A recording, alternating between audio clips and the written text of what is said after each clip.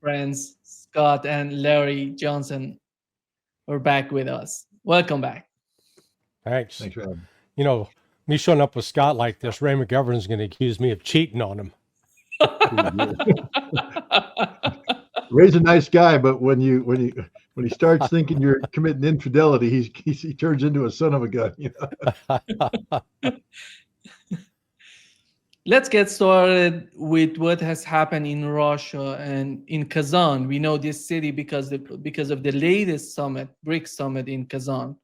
And right now, a drone attack on civilians on apartment buildings. As in, first the attack on General Kirillov and the murder of Kirillov, followed up then by the combination of Storm Shadow and attack of missiles launched into Kursk, and then this attack in Kazan, and then a bomb just went off in Moscow. So what you're looking at is, I think, a desperation move by Ukraine, really trying. I don't know if their intent is to provoke a reaction from Russia, or in hopes that it will bring the West in, but regardless, they're going to get a reaction from Russia. There's no doubt about that. Scott. It's 100% active terrorism. There's no military value to what's being done here. It's purely political. So political. I mean, there's a legal definition of terrorism, and what the Ukrainians are doing right now is terrorism, plain and simple. Add to this, there's a string of arsonists. So the Ukrainians are paying people to run around in Russia and set buildings on fire. It's just 100% terrorism. It's not going to achieve what they want it to achieve. I mean, there's no strategic value to this. They haven't destroyed anything. They haven't, anything of value. They haven't, killed large numbers of people. I don't think anybody's died yet in this recent round. The assassination of Kirillov, of course, is different. But what the Russian response will be is, there will be a response. Russia has already shown that it's fully prepared to continue the large-scale use of the array of weapons that's already been used against Ukraine, the Caliber missiles, Iskanders, the various cruise missiles and weapons of that sort. The Oreshnik was so far one of, escalation to open the possibility of strategic intervention, because the Oreshnik is a strategic weapon system. But Russia has been loath to go that route again, because the problem is once you normalize that escalation, then what's the next level? And I think Russia is recognizing that the Ukraine and their allies in Europe and the United States are just, excuse me for saying, batshit crazy. There's no rhyme or reason for what's being done here, except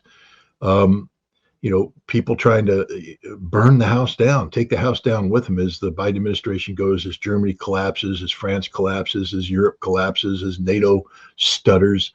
Let me put it in this perspective. When I was in Congress a week and a half ago, I met with a senior representative, and part of the discussion was the briefing that the CIA has been providing to the White House and Congress about Russia's new nuclear doctrine, and whether or not the lowering of the threshold was bluff or not by Russia. And the way that the mainstream media was portraying it was that the CIA was telling Congress and the White House that Russia was bluffing. And when I mentioned that to this person, because my belief is that Russia is not bluffing, this person who has received the briefing said that's not what the briefers were saying at all. The briefers were saying that Russia's not bluffing. And the problem was that the Biden administration said, that's okay, we're ready for this, meaning we're ready for a nuclear war. And now you take that sentiment, which was expressed to members of Congress, all of whom this person said, bipartisan in the room, jaws dropped and went, what do you mean you're ready for a nuclear war? Well, this is we're Congress, and this is the first time we're hearing this, and it's this is insanity. When you have a Biden administration that appears to be ready to engage in a nuclear war with Russia over Ukraine, that means that these acts of terrorism it's just part of a process of trying to provoke Russia, to get Russia to escalate into the ultimate form of Trump-proofing policy, which would be a nuclear war. Now, the idiots in Washington, D.C. believe it will be a limited nuclear war. Listen to Thomas Buchanan, the J5 plans guy of Strategic Command, saying, we're ready to have this nuclear exchange with Russia, almost like, hey, it's a game. And we're going to win, by the way. He said, we're going to win. We're going to prevail. But I think in a question either right after that, he said, we haven't been honest with the American people about what winning looks like. He said, it ain't going to be life as you know it. Even if we win, quote unquote, your life, the people who survive, their life will be completely different, never the same. We can run through the whole thing: food supply, water supply, healthcare, infrastructure, electricity, all these things gone, because it's a nuclear war. And the people that are left will be, engaged in basic survival. And he said, maybe we should be more honest with the American people about what's in store for them if we do what they want to do.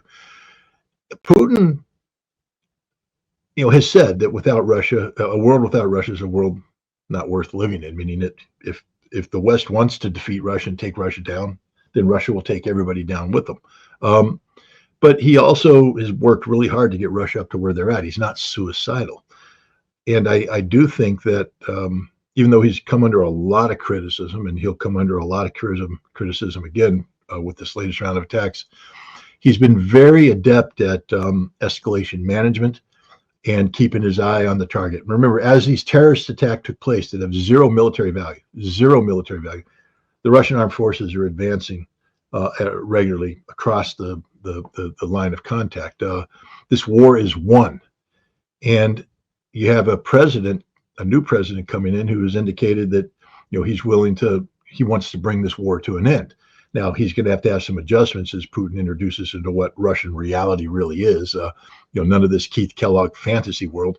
But I think Putin would like this war to end.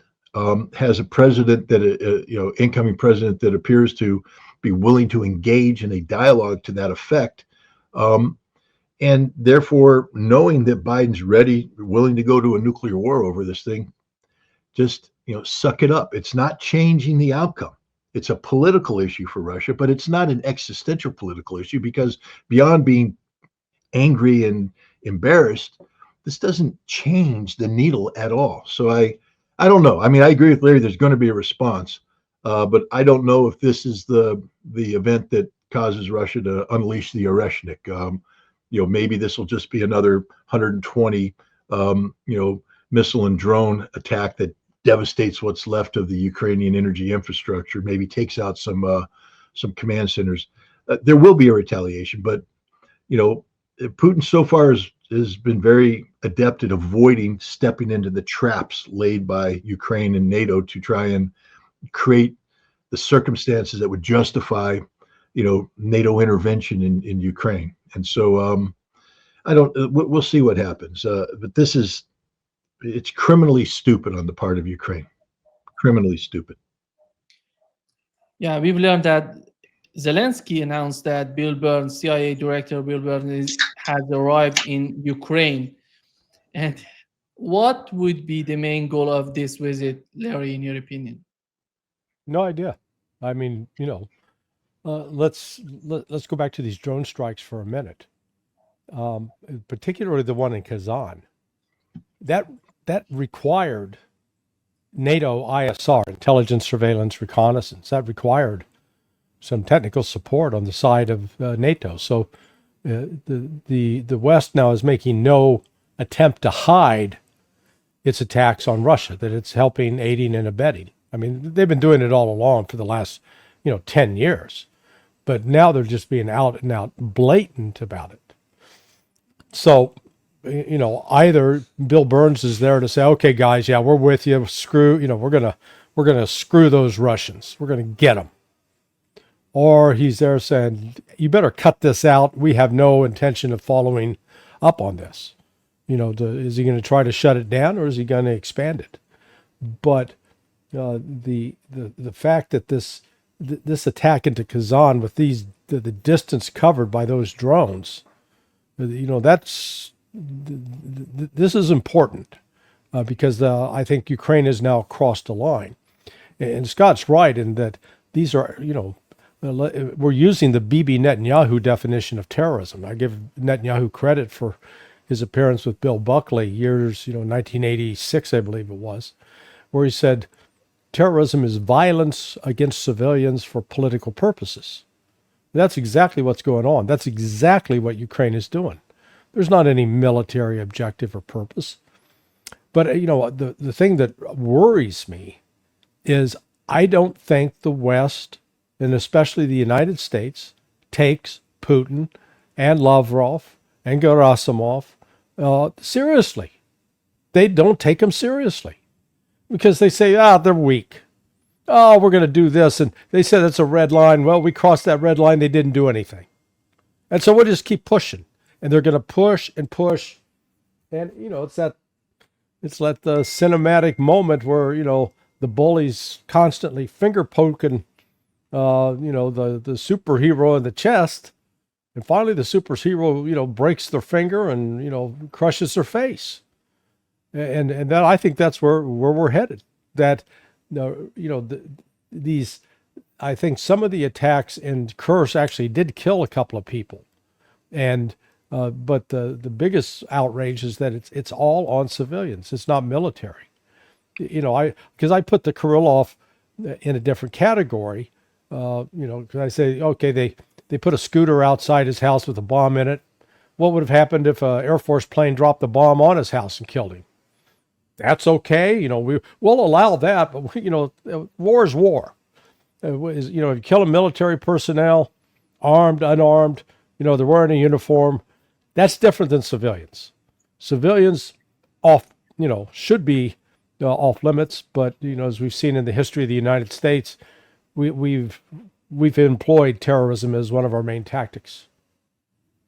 Scott, what did they need to announce it? Usually when Bill Burns goes there, nobody talks about it, but right now they have announced it. Why they did that? Was it Kiev? Dima, was it Kiev that announced it, or the U.S. that announced it? Zelensky announced it. Oh, okay. I don't believe if Zelensky had announced a clandestine arrival, he'd be in a lot of trouble. So I don't think that Burns he's done. Understand that Bill Burns isn't a CIA professional. He's a State Department professional. His specialty, he wrote a book called The Back Channel, and he was brought in by Joe Biden to use the CIA as a back channel for various issues. The CIA has a history of doing just that. If you take a look at what's going on in Palestine, the CIA was the back channel that communicated between the Palestinian Liberation Organization and the Israelis for a long time. So that was Burns' job. What is he doing there now? I think it's a public show of support by an agency that is out of control. We have a political change taking place, but one of the big challenges is going to be before Donald Trump and Tulsi Gabbard and others is reforming the CIA. The CIA has a huge array of infrastructure dedicated to Ukraine.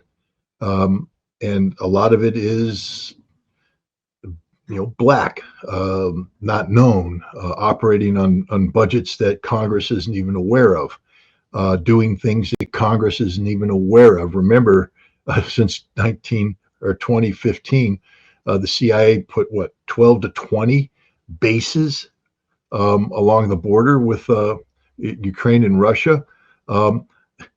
we're talking about it's hard to get Congress to fund a CIA station in a capital adequately, to put in 12 to 20 bases. They could be of different sizes doing different things, but this is significant commitment of CIA resources. The CIA is heavily invested in Ukraine. And I think Burns's mission was to come in and say, governments come and go, but the CIA is forever. And we're here with you. And you can rely upon that. Because Larry knows is better than me. What happened when Deutsch came into the CIA saying, I'm going to reform the hell out of this place, and he brought his own people in, and the CIA old timers went, we just aren't going to talk to you, listen to you, do anything you want. We're going to freeze your ass out, and you're going to fail. And he did. Yeah.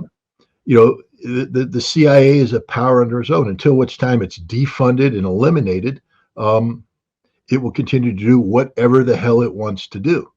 And because the budget is so black in many of these things, it's not easy for even a Tulsi Gabbard to come in, a DNI to come in and start, messing around, because she'll get shut out and money's hidden here, there, and everywhere. And I just think that Burns was basically there to say, I'm here, the CIA is here, we'll always be here, and you can count on us, sort of thing. A very public display of support at a time when Europe is desperate for, because remember, he's not just playing, the reason why this was made public isn't because it's done for the benefit of Zelensky. It's done for the benefit of everybody watching this. You have Europe right now panicking.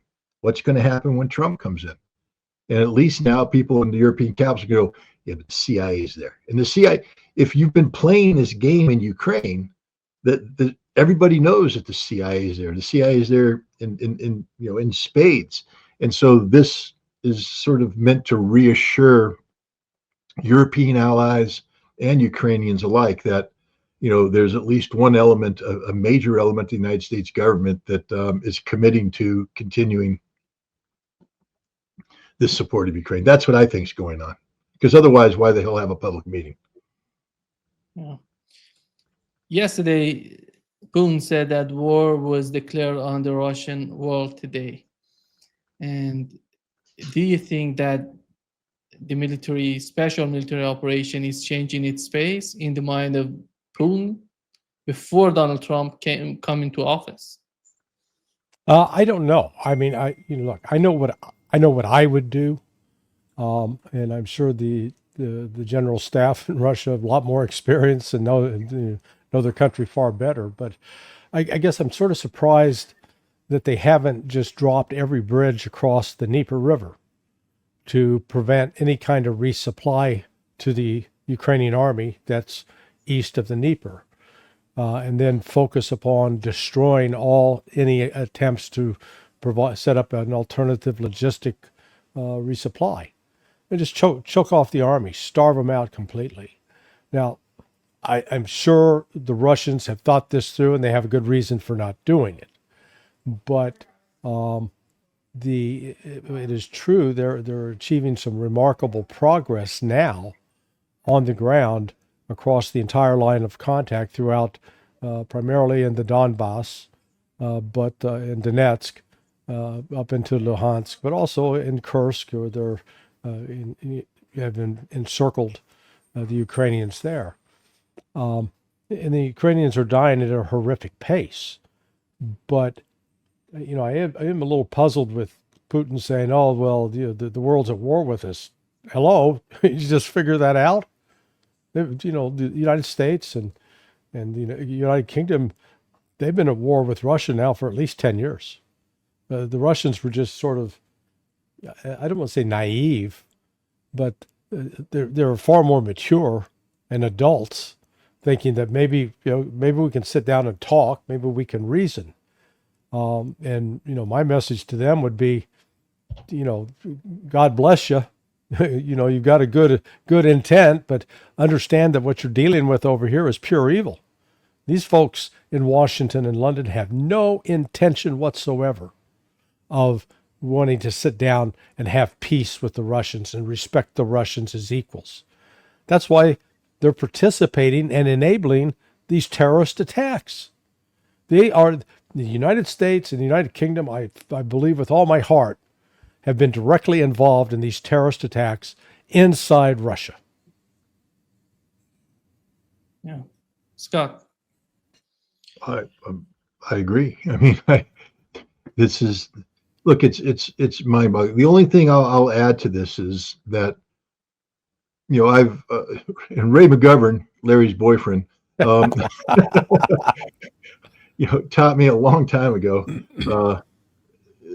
when it comes to, you know, because I consider myself to be a Russian hand. I mean, that's if I was going to say there's one area that I can hold my own against most people, it would be the Russia, you know, issue and things of that nature, especially as it pertains to arms control. But you know, at the end of the day, I'm just a Marine intelligence officer who gets excited about silly things and maybe doesn't see the big picture that you should see all the time. I'm always learning. I'm always in the learning mode because I understand my shortcomings. And Ray's a guy who's been teaching me. I listen to everything Ray tells me, and he said a long time ago, just listen to the Russians. They're telling you exactly what they're thinking and doing. There's no code. There's no, you know, gamesmanship like being done in Washington, D.C.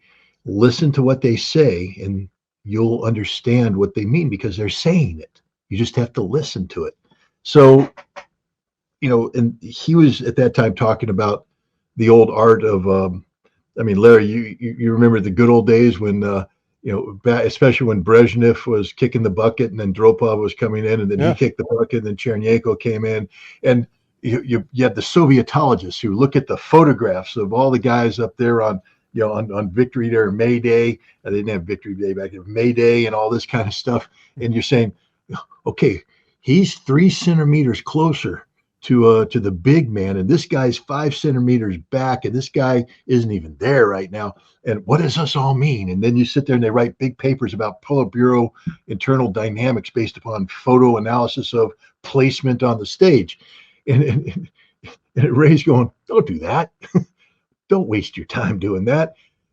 Go pick up the FBIS, the Foreign Broadcast Information Service, which was it used to be CIA run, and then they turned it into, I guess it was always CIA up until the very end. Yeah. But it was open source for official use only. I mean, it wasn't meant to be because of copyright issues, but you could get it. I got it when I was in college, so it's not a problem. But you could read all the Soviet newspapers. You'd get the transcripts of the radio broadcasts, the television broadcasts, and you'd hear what the Soviets are saying to themselves. And it was always just spot on accurate. And so I listened to Vladimir Putin, and I listened to every word he says. And I've come away with the fact that he doesn't waste any words. Every word he says is for a reason. And the way he says it, whether it's with humor, because there's times when he'll put out soldiers' humor there that normally, Russians are prudish in public, in public statements. They don't like to tell racy jokes in public, but there are times when Putin will throw out something like that for a reason. He's trying to achieve an impact on those who are listening to him. And when he speaks about foreign leaders, I mean, I remember I had to laugh. If you remember, Angela Merkel met with him, and Putin brought his dog out, and she's of course afraid of dogs. So she said, Putin did this to specific. And Putin later came out and said, I didn't know. You're Vladimir Putin, former head of the KGB.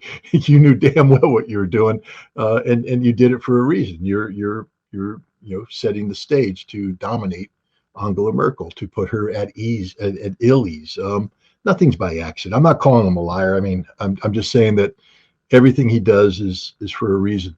And so when he speaks about Donald Trump, if you remember when after Trump got elected, Putin gave a speech where he said, Trump is a brave man. He was shot. He He said all the things that you need to say to have Donald Trump go, what? Say that again? Oh, yeah, that makes me feel good. I'm a brave man. I'm a big man. I'm a hero, man. Did you see the way I got up? Putin says that it's impressed him and all that kind of, I mean, he's sitting there stroking Trump to death on this kind of stuff, which means now when he says something like Russia, the world is now at war with the Russian nation or whatever that phrase was, I think Putin knows that Trump is surrounded by idiots about Russia. I mean, Keith Kellogg is, with all due respect to a former lieutenant general whose heroism is beyond doubt. I'm not criticizing, this man won the Silver Star in Vietnam for doing things that, running under fire to rescue wounded soldiers. You'll never hear me say anything bad about this man as a professional warrior. But when it comes to Russia, he knows jack squat. And he shouldn't open his mouth. He shouldn't opine on anything because he just embarrasses himself. And he was recently talking about, the Ukrainians have suffered 170,000 casualties while Russia has suffered 6 times as many.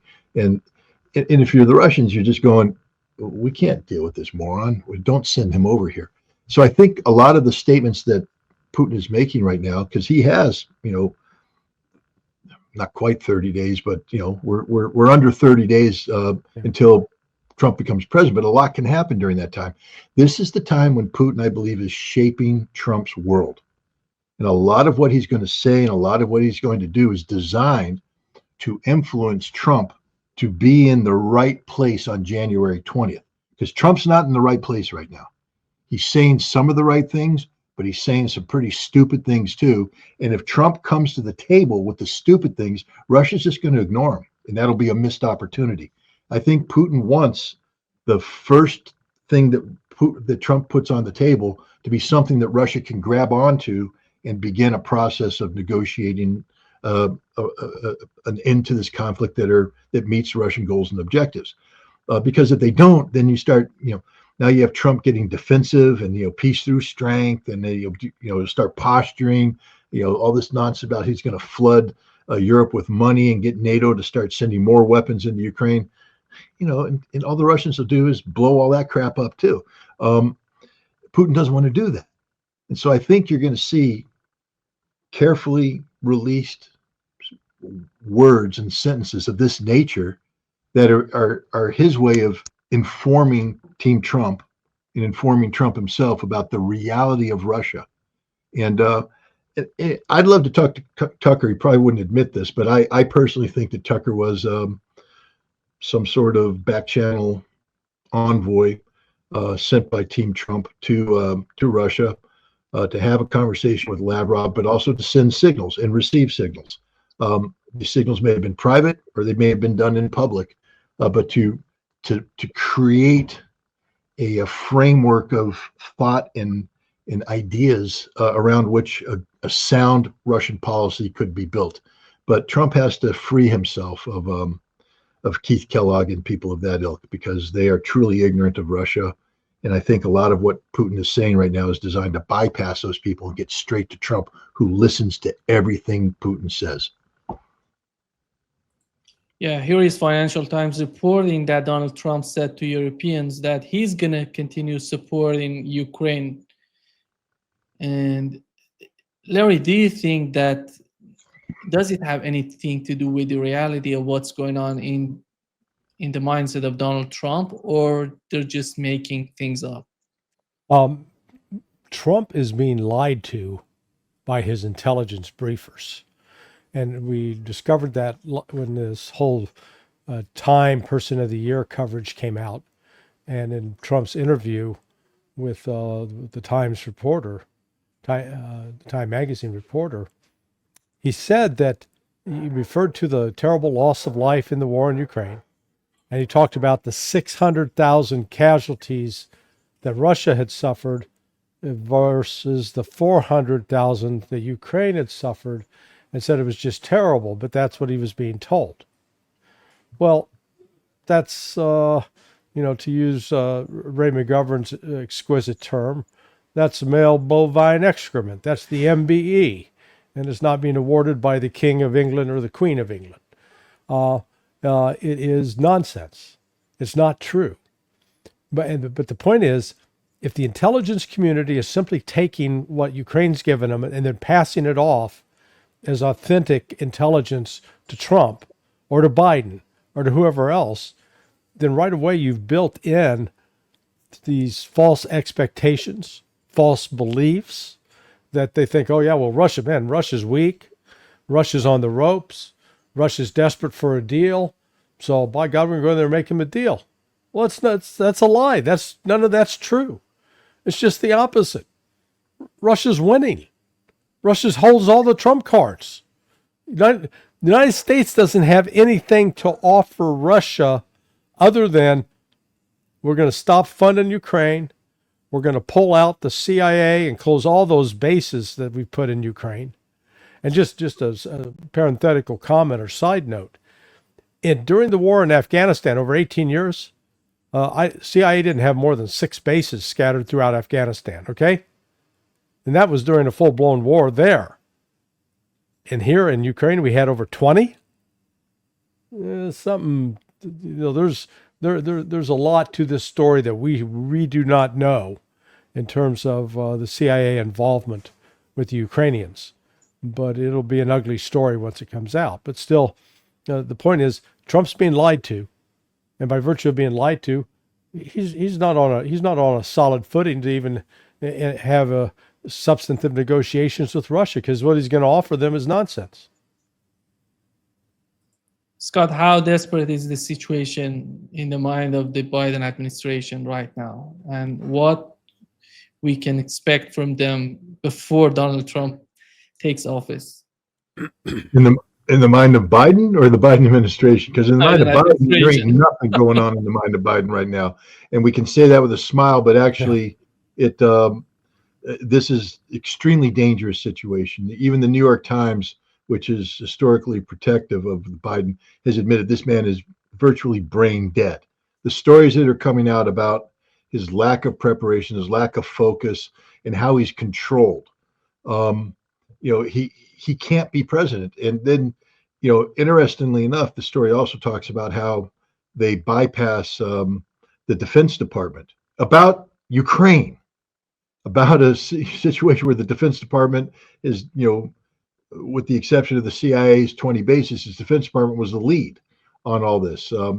And the person that's bypassing all this is Tony Blinken, the Secretary of State, who, by the way, I think is 1, 2, 3, 4, 5, 6 on the chain of command in succession to the presidency. You got the president, the vice president, Speaker of the House, the Senate pro tempore, or whatever the hell they call that. Oh, 5th. Okay, so then I think the Secretary of State comes after that. And I think that Blinken basically, Kamala Harris is a non-entity. She doesn't factor into anything, especially after her embarrassing defeat. Biden's brain dead. The Speaker of the House can just be left out. The Secretary of State doesn't have any obligation. The Secretary of State is now the President of the United States. I just put that out there for people to consider. And this is a man who is seeking to destroy any chance that Trump has of salvaging the failures of the Biden administration. They're desperate right now. I mean, I will say this, that unless something changes in the next Congress, which gets sworn in on the 3rd of January or something of that nature, Blinken will probably get away with this, but he really should be impeached and should be held to account by Congress and charged with literal treason, because everything he's doing, he's not authorized to do. He's not authorized to make presidential decisions. He's not the president of the United States. He's not authorized to shield the reality of the president's declining mental acuity to members of government. He's not authorized to bypass the Department of Defense when it comes to critical issues pertaining to the defense of the United States, but he's doing it, probably with the help of Jake Sullivan at the National Security Council. These two people should be put up, and you can't impeach Sullivan because he's a national security advisor. There was no Senate confirmation process, but Blinken should be impeached, should be questioned, and should be held to account legally for what he's doing here. This is criminal. We keep calling ourselves a democracy, but this isn't a democracy if you can have a rogue Secretary of State believing that he gets to be the president of the United States de facto, because we have a brain dead president, a non-functioning vice president, and clueless House and Senate about what's going on. So this is a very dangerous situation. But I do believe that the closer we get to January 20th, and the more real Trump's efforts to disrupt the establishment become. I mean, again, I don't like going off on tangents, but Team Trump, includes this unelected duo called Elon Musk and Vivek. And with one tweet, Elon Musk did what nobody else in Congress could do: kill a bill that that Mike Johnson was trying to sneak through. One tweet. And it enraged the public so much that the intervention compelled Congress to do so. I think that's beautiful. I think that's democracy in action, to awaken the people, to inform them of things going. But this scares the hell out of the establishment. The fact that Trump is coming in not using the tools that are normally used, the tools that have been taken over by the establishment, manipulated by the establishment. Trump's coming in with a whole new way of doing business, to include the weaponization of information through X. And they don't know how to deal with it. And so there's a lot of talk now that they're going to burn the house down rather than turn it over to Trump. And that's very dangerous. Yeah. Elon Musk, who's not interested in war with Russia, with Iran, I do believe that he's not interested in any sort of war with China as well. Is he going to achieve it because these people who are right now, who are going to work with Donald Trump, are much more powerful, Scott and Larry. He did this on X, and when this administration comes to power in Washington, are they going to be Vivek and Elon Musk? How powerful they're going to be, in your opinion? Well, no, Vivek and Musk are, they're going to have some limited power because they're not a direct member of the cabinet. Yeah, they've got the direct approach to Trump, but never underestimate the power of bureaucracy to create obstacles, slow walk things, and create hindrances and roadblocks. So the best we could hope for is that all these government employees who've been posting on Twitter/X and other social media that, by God, if these Trump people come in, we're going to quit. Let's hope that that's true. If they quit, then that'll make Vivek and Elon's job much easier. Elon's making out really well with the Pentagon, with his Starlink system. I think it's called Star Shield for the military, because I was told that last year they did an emergency order for 4,000 satellites to be put up under Star Shield, and that was money that went into Elon's pocket. And now this year they've had another big backdoor cyber event that the Chinese U.S. Department of Justice required backdoors to be put into the whole phone network that the government uses for even secure classified communications using a particular app on government-issued cell phones. Well, the Chinese broke that, have been in it apparently for 2 years, so now the word's circulating that DOD is going to turn all of that communication contracts that used to go to AT&T, Verizon, T-Mobile, they're going to turn it all over to Musk, and they're going to go through Starshield. So, Musk is, he's doing okay. He's got the Democrats. He's living rent free in their head, because they were already calling him President Musk because of his. He's got a lot of influence, and he's not afraid to use it, and using it, he's also making a lot of money. Yeah, I will just add this though. He's unelected. He carries no real power, meaning he doesn't have the power of the government. but I think the most recent tweet proves something. We've talked in the past about AIPAC and the power of the Israeli lobby, and one of the things that they have is the ability to primary you, and especially in congressional politics, being primaried is the kiss of death. It's very difficult to run a contested primary and survive because you burn up all your resources. So even if you win, you're rolling in weakened.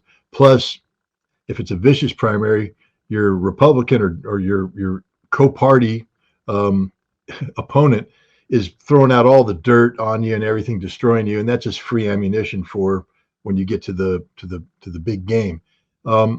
And so the AIPAC just threatens to primary you, and that's enough to bring most people into compliance. To say, well, we don't want to be primaried, so we're going to play the game here.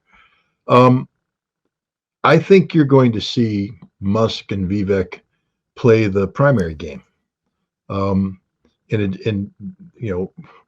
they have the ability to mobilize instantly in any district they want, hundreds of thousands of people. This is an unprecedented weapon because it's not about buying a vote, which is what AIPAC does, bring $100 million in. This is simply it doesn't cost Musk anything to tweet or to post or whatever the hell you call it, exit or something, whatever you call it on X. And all he has to do is throw the spotlight on a representative and say, this is the person that caused this to happen. I think he needs to be primaried. And that guy's in hot water. And I think this is a new level of political leverage that Trump's going to make ample use of. And you combine Trump's social media presence, which when he's president, he has to be careful about how he uses that, with Musk's, who doesn't have to worry about anything.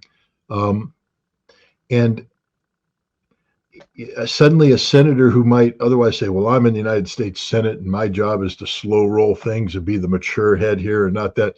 And you're saying, yeah, but dude, you're up for re-election in 2026 and you're going to get primaried and you're going to lose. Suddenly he's going to be like, Donald Trump's the greatest thing since sliced bread. And I believe that we should do whatever Donald Trump wants because I want to stay in power for another 6 years. How many elected officials have the courage to say, I don't give a damn what Trump thinks or Musk thinks. I'm going to do the right thing. Well, you can do that and become unemployed. And I applaud that. I wish more people would do that. But most of them are politicians because they want to stay in power and they will be chameleons. And right now, the prevailing color is the color of Trump, Musk, and Vivek. And I think you're going to see a lot of members of Congress who otherwise might have done what Larry says, provide the bureaucratic, obstacles to slow roll things. I think with the ability of Musk and Vivek to put a spotlight on these people and call them out and threaten primaries, that you're going to see a lot less opposition to some things. Just look at this bill. This thing was supposed to slide through. Nobody's supposed to talk about it. 1,100 pages, and Musk sends out a tweet, and instantly the government's shutting down. It's down to 110 pages and on through. I'm not saying it made America better. I'm just saying that a lot of people who didn't want that to happen made it happen because of the power of a tweet sent out by Elon Musk. Yeah. We had an interaction between Israel and Yemen getting out of the hand of the Biden administration. I don't know if they're interested in continuing this way. Well, it can't get out of hand if you never had it in your hand in the first place. That's the problem with the Biden administration. Look, the Houthis, they've been kicking the U.S. ass for a year. Yeah, we bomb them, we blow up some sand, we take out some infrastructure in Sana'a. But go back to Lloyd Austin and his pompous announcement back in December of 2023 about Operation Prosperity Guardian, and we're going to reopen the Red Sea, and we're going to bring an end to this lawless behavior by the Houthis.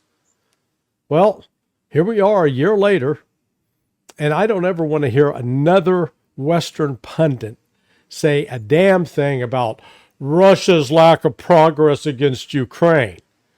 at least with Ukraine, Russia's been fighting a real army. Here's the United States that can't beat basically a 15th century army that's armed with some modern day weapons. You know, they've shut down the Red Sea, and they can launch missiles into Israel that invade Israeli air defense systems. You know, maybe the United States ought to hire the Houthis as consultants to, hey, maybe you could help us work out how to win some wars here. Because the Houthis sure doing a damn sight better than the United States has been. Scott, your take. Yeah, I was just tickled pink to watch that missile come in. Again, I'm not in favor of civilian casualties. I'm not happy if people, I think 18 people were injured on the ground. I'm not cheering that. What I'm cheering is the fact that the arrogance of Israel and the United States, because there's some talk that may have been a THAAD system, not a Patriot or something. I don't know what's it, but there's some talk that may have been a THAAD system, which is the most advanced American interceptor out there. And the Houthi beat it. I mean, I'm in communication with people that know a little bit about Nasrallah, and we do them a disservice by mocking.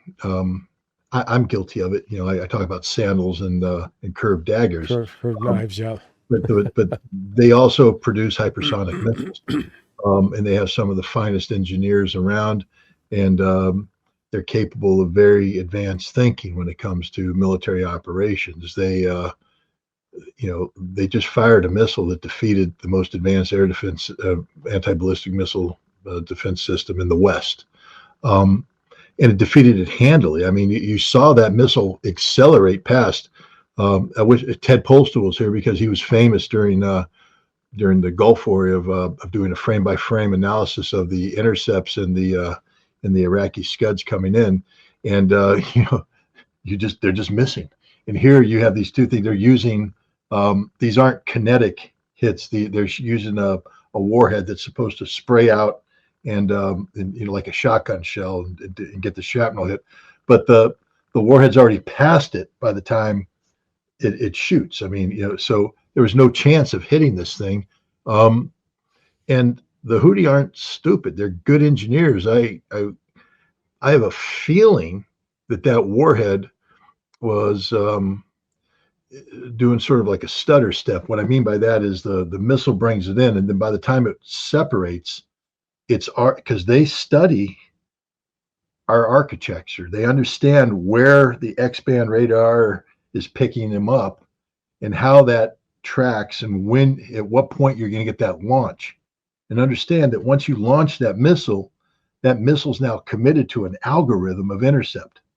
Now it has some adjustments. That's why you see the interceptor do this S maneuver, because it's launched and then it's making some adjustments to the thing. And right about here, as it's adjusted, I think what you saw is that warhead accelerated, and they didn't have time to. It accelerated right past them. This is pretty advanced stuff. This isn't Abdul in the sandbox sitting there, sharpening his curved blade on a rock, picking his toenails. No, these are guys who are studying some of the most advanced military technology in the world today, mastering it and coming up with the ability to defeat it. Mm-hmm. And if you think you can bomb Nasrallah into submission, then you know nothing about the history of these people, and you know nothing about the history of the region. These are some of the most resilient, steadfast people ever. And they don't break, they die. You can kill them. You can starve them to death. You can blow them up, but you can't break them.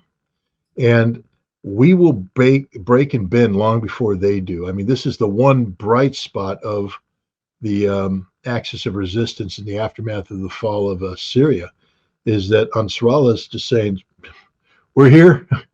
And they saw their statement. If you make Sana'a shake, Tel Aviv will shake twice as much tonight. and they're firing. They'll be firing tonight, guaranteed. And there will probably be the Palestine 2 type missile, hypersonic, can't be beat. And I just hope they get their targeting better. It'd be nice to see them take out the Kyria, the Ministry of Defense. It would be nice for them to bring real harm, real pain to the Israeli government. Hit the Knesset, hit seats of government. What's Israel going to do? Bomb you more? I mean, so these guys. It's not that they don't care. Of course they care, but you're not going to break them. They are committed.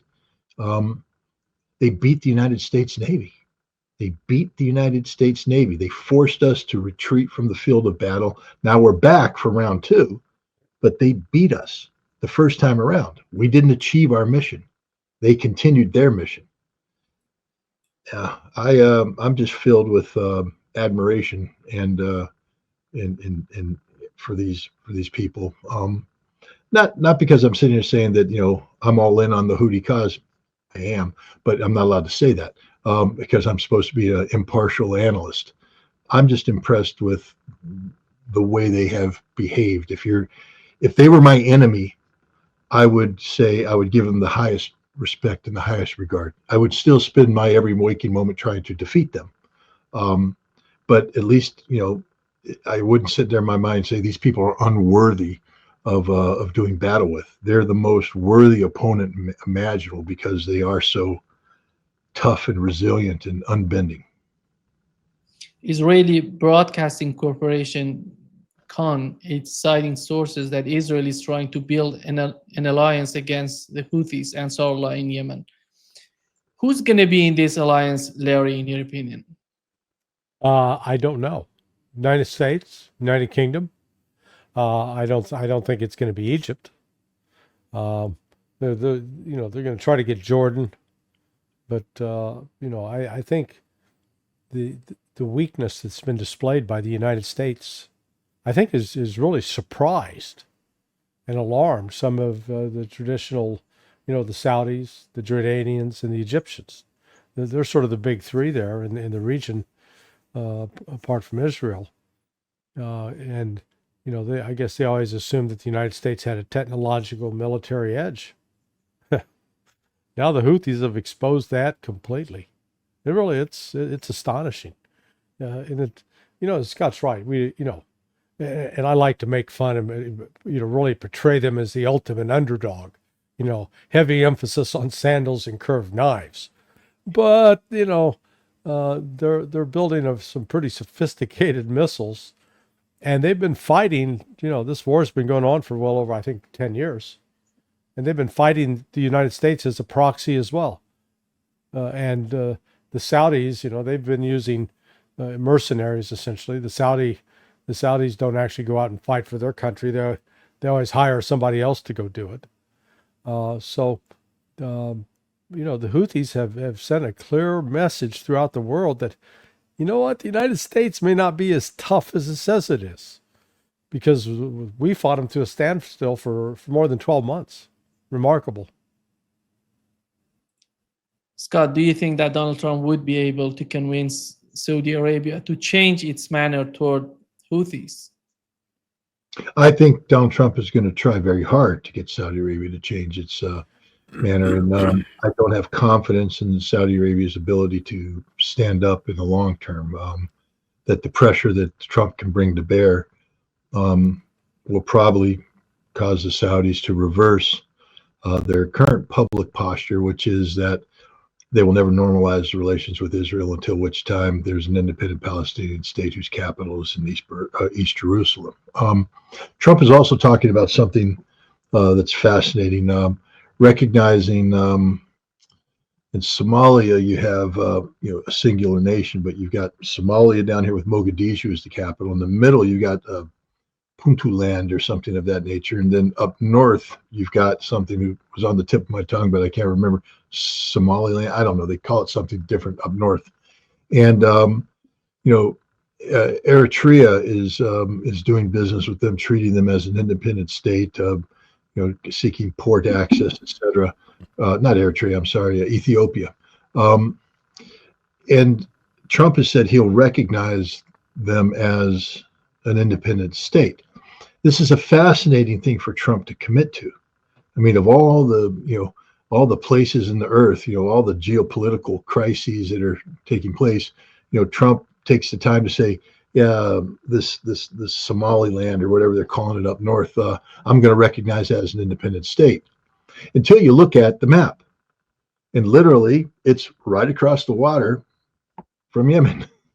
And then now you realize that what Trump is going to seek to do is, if this problem continues, he's going to build bases, deploy troops, and suddenly we have the ability to project power in a more meaningful fashion, sustainable fashion, and less risky fashion than just using aircraft carriers or long range bombers flying out of wherever they came from, maybe Al Udeid Air Base or something. But this means that Trump is being briefed on a larger anti-Iranian strategy designed to roll back the axis of resistance and Iran itself. So I think that Israel, even though Biden's the president, Israel doesn't care about.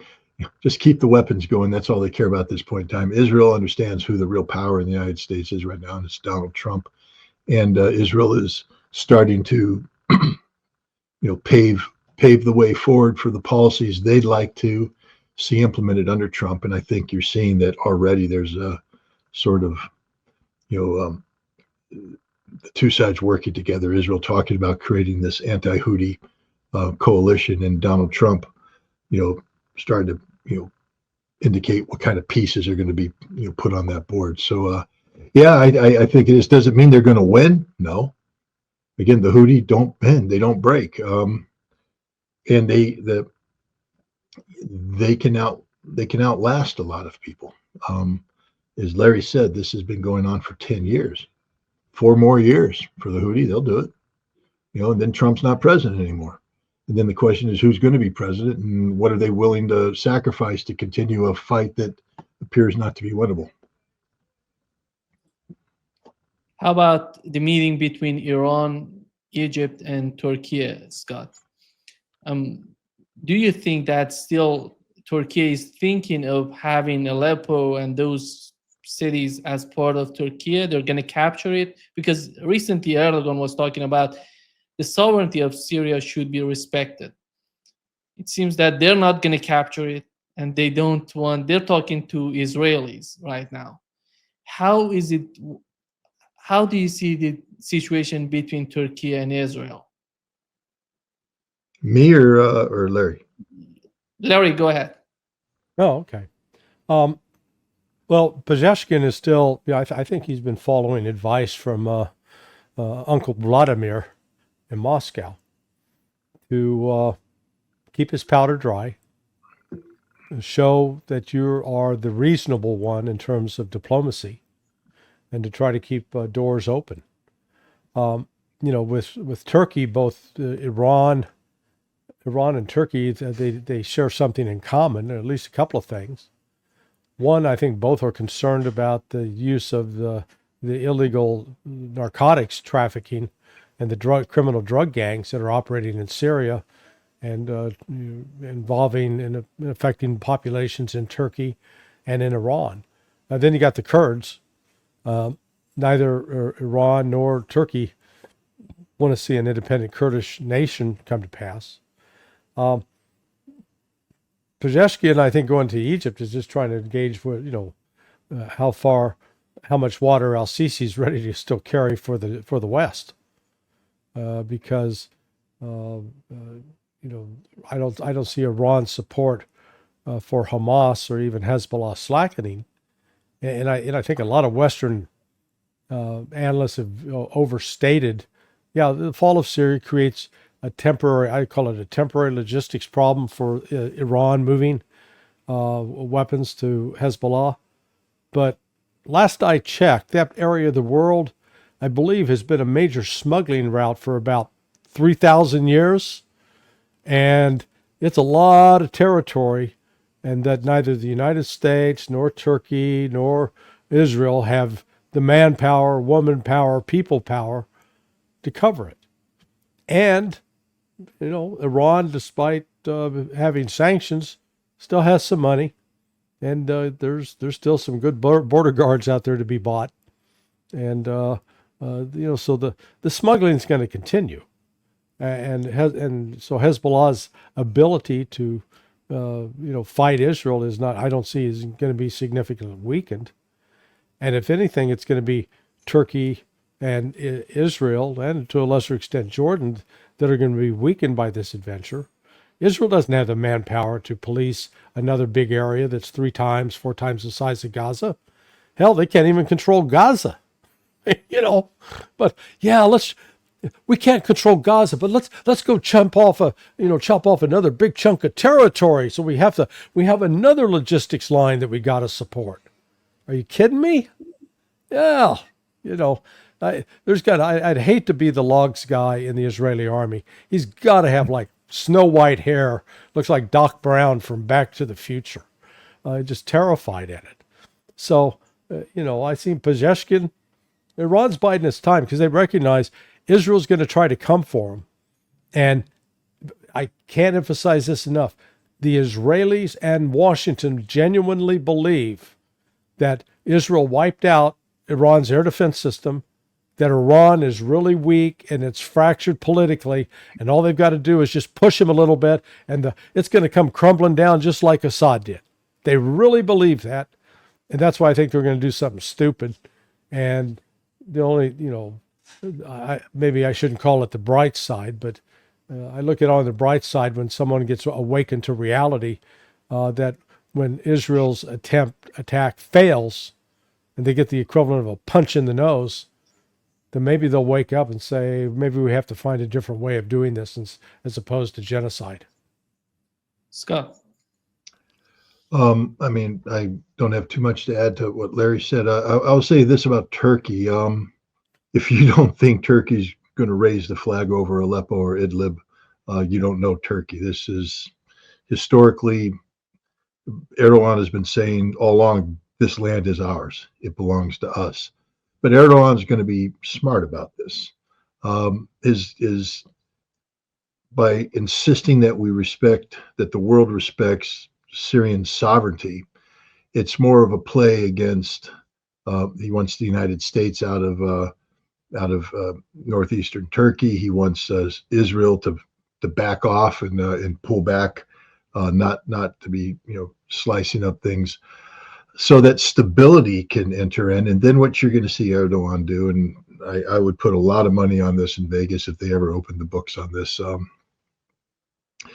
is in a period of time prior to his next presidential election, Turkey's going to hold referendum, and there will be a vote, and these territories will vote to become affiliated with Turkey and to break away, and they'll cite the United Nations Charter and the right of self-determination and all this kind of stuff, and that's the direction. Turkey's not giving up Aleppo.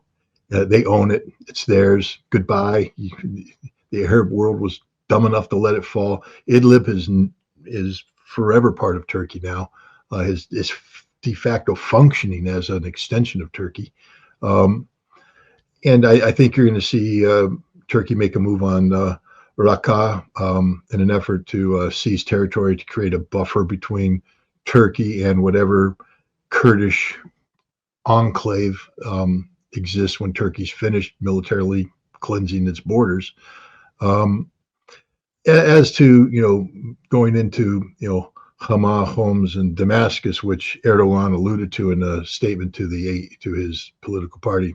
Now, I don't think Turkey is seeking to seize those, but they will control them, and they will be forever under the Turkish sphere of influence. They will become a de facto extension of this new pan-Turkic, empire that Erdogan plans on building. And I will just tell the Iraqi government, understand that he's coming from Mosul as well, and that's just the reality. He wants to reverse what he believes is the mistakes made at the end of World War I.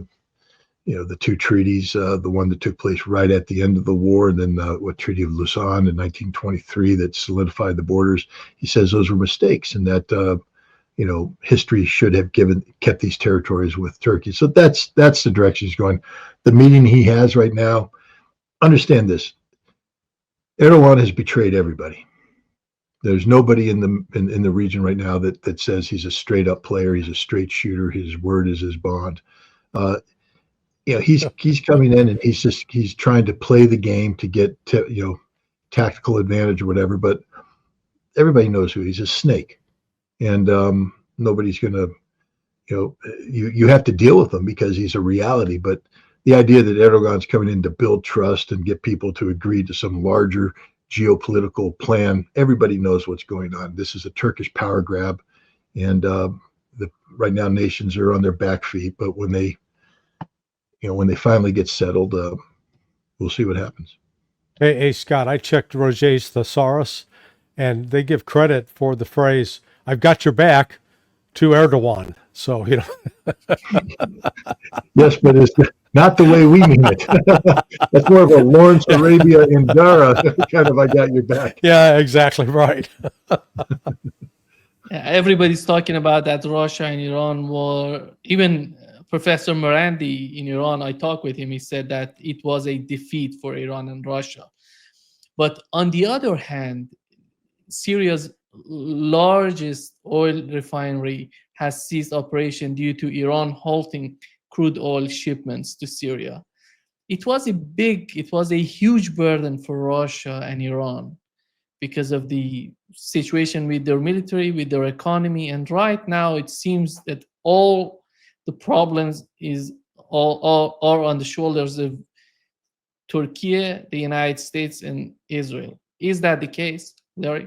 Well, I mean, look, neither Russia nor Iran have a border with Syria. So, it's not their immediate problem. It most certainly is a problem for Turkey, for Iraq, for Jordan, and for Israel.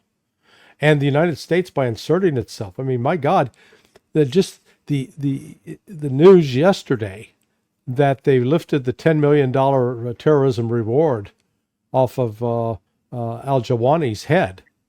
I mean, this guy was not just some sort of bit player with ISIS. He was central to ISIS, having direct relations and being sort of a protege of al-Baghdadi going back to 2014, directly involved with beheadings, murders.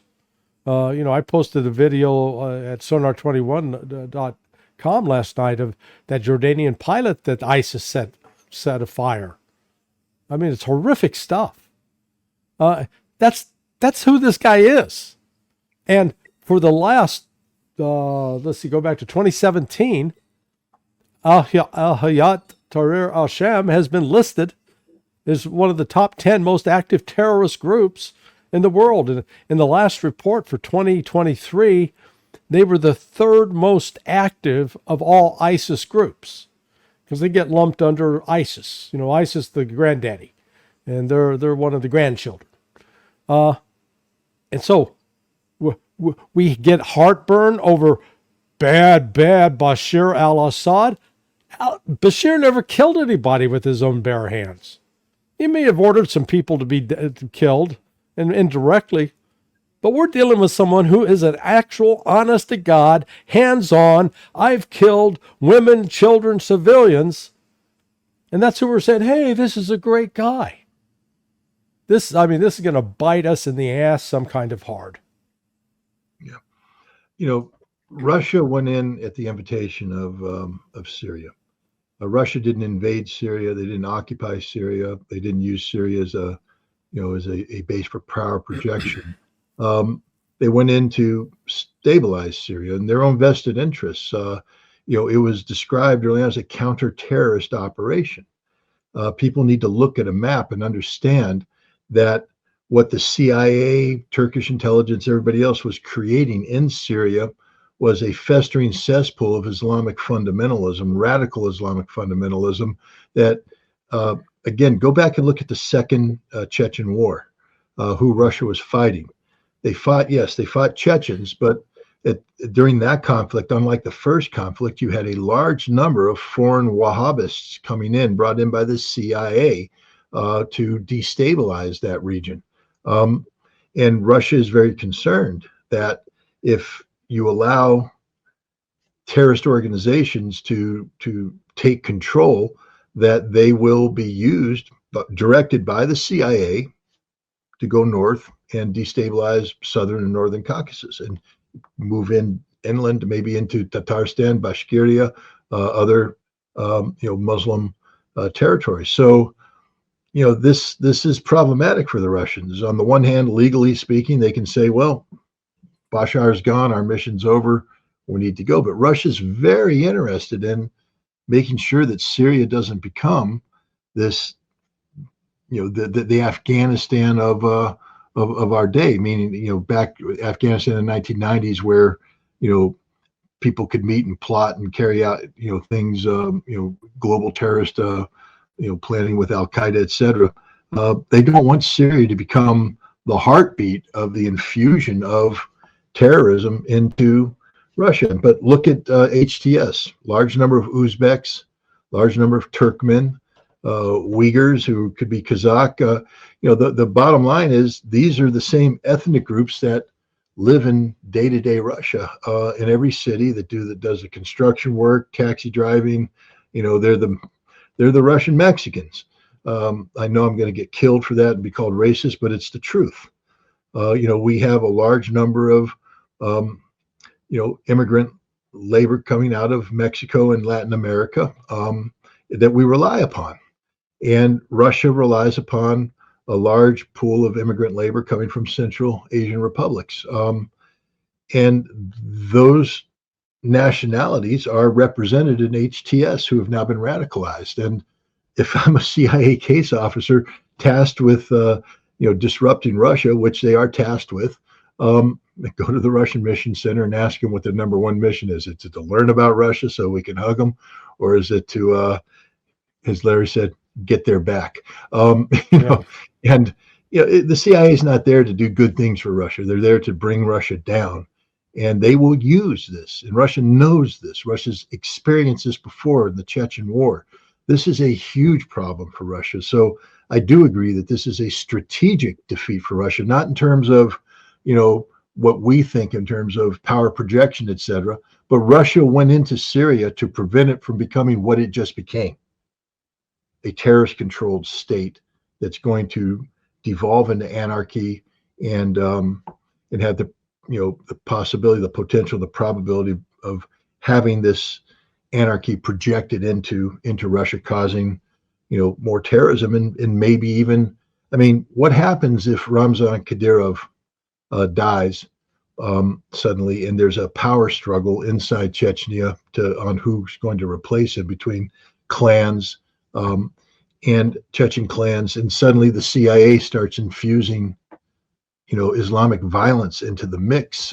We now have a potential for a third Chechen conflict. Russia doesn't want this. Chechnya doesn't want this. Dagestan doesn't want this. And yet this is what the CIA is going to do. So this is a very, very dangerous situation for Russia. And I do believe this represents a defeat for Russia. And Russia's struggling to figure out how they're going to respond to this. Iran, look, the axis of resistance was dependent upon the Syrian land bridge. Larry may be right that they're able to reconstitute alternatives to this using traditional smuggling routes, etc. But even though, no matter how good a smuggling route is, it's not as good as a highway connecting Al-Qaim to Lebanon and having the free flow of truck-borne traffic. It's still going to be diminished. But it's also, Iran's on its back feet right now. They have a political crisis taking place inside Iran between Pezeshkian and I'm sure I mispronounced that, but so I apologize to every Iranian out there. I mispronounce my own name sometimes. I'll just call him the new Iranian president, and the supreme leader and the IRGC. There's a political tug of war taking place where the new president appears to want to and a statement came out today. I have to be careful because Professor Morandi corrected me. Like everybody else, every once in a while you see a tweet that you just look at and say, that looks like it's a real tweet. It's a serious tweet. And it was connected to a Persian news bulletin in the Persian language. But, they said that the Iranian president had basically slow rolled True Promise 2, didn't want it to happen, but it happened, and he's unhappy about it. And Professor Morandi came back to me and said, no, that's fake news. Don't use that. So I'll take one more effort to withdraw that statement. I'm no longer saying that, but there, a tweet came out today, or a news release that said that the Iranians once again have signaled that they are willing to have talks with the United States as long as the United States treats Iran with respect and things of that nature. That's the direction this president wants to go. It's the exact opposite of trying to, reconnect the axis of resistance and double down on dealing with Israel and threatening True Promise 3. So Iran is suffered a strategic setback as well. And so, yeah, I think both Russia and Iran have come out of this diminished, not fatally so, but diminished. And Turkey and Israel, I think, are the big winners here. The United States is still playing catch up. You can't attribute anything to the Biden administration because of the brain dead status of the president. Trump still isn't president, so the United States is this force in waiting that will be a very relevant force. But right now, Turkey and Israel are the big winners in this. Hey, but let me first, Scott, remember back the Pez dispenser? Yeah. Pez Zeshkin. Pez Zeshkin. Zeshkin. Pez Zeshkin. Zeshkin. All right. Zeshkin. Position, yeah. Yeah. That's So- correct. Yeah. I can't say President P. Yeah, well, you could do that too. No, that would insult. I'm joking, everybody out there. I'm not. I just have trouble. Yeah. Did you ever see that meme that was done when I would try and say Bab el-Mandeb? No. I butchered it a million times. I would say, and finally I said it right. And some very clever person on Twitter, there's one where they show me saying it, blah, blah, blah, blah, blah, blah, blah. And finally I say it right, and there's a crowd of people, hooray! I finally got it right. So one day I'll pronounce the Iranian president's name properly. Let me just make one observation about the difference that we saw with Syria in terms of Russia and Iran's response as compared to what the United States, if the roles had been reversed and the United States was in Syria as Russia and Iran were in Syria and trying to prop up a government where, let's face it, Bashar al-Assad was the equivalent of your brother-in-law who's a drug addict or an alcoholic and refuses to clean his act up. And you keep trying to get him to clean it up, and you keep offering, you're lending him money, you're offering training, you say, hey, I'll get you counseling. Bashar al-Assad was offered everything in the world that Russia and Iran were trying to help. And he refused to meet with Erdogan, refused to attend the BRICS summit, rejected additional military support, directed additional aid that would have actually improved a lot of his officers. Now, if that had been the United States, we would have killed his ass and installed somebody else. We would have made sure that we're not going to let go, man. We're going to hang in there. Whereas Russia and Iran said, the guy's going to have to hit rock bottom. We can't, there's only so far we can go with what we can do. And yeah, we walk away. Yeah, it could be embarrassing. The United States is going to say it's going to be embarrassing. But the last thing I didn't see in Syria were a bunch of Syrians running for Russian airplanes, hanging on to them and falling 200 feet to their death. I didn't see a bunch of Syrians clustered around with Russian guards or Iranian guards getting blown up with a suicide bomber. I mean, that shit happens with America. So, what we saw here was, if you will, sort of hope for what I call a more civilized response to the United States, Great Britain, with the Turks and the Israelis, doing everything they could to overthrow the government of Bashar al-Assad. And Russia and Iran finally said, yeah, we could stay in here and we could fight and we could bleed. To what purpose? Because Syria goes, it's not going to be our big headache.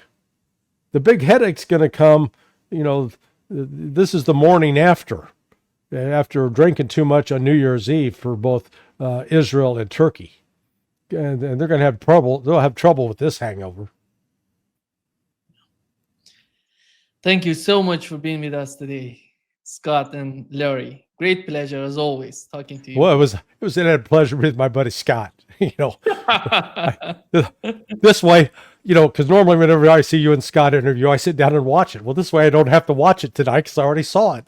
You save some time. And I'm getting more inspiration on my shirt selection. Tommy Bahama will probably get another visit from me by Christmas because Larry's inspiring me with his shirts. So, but thanks for having me. I can get them for you on sale down here, brother. All right. All right, guys. Thanks so much. Thank you so much. Thanks. Bye-bye. Bye. Bye-bye.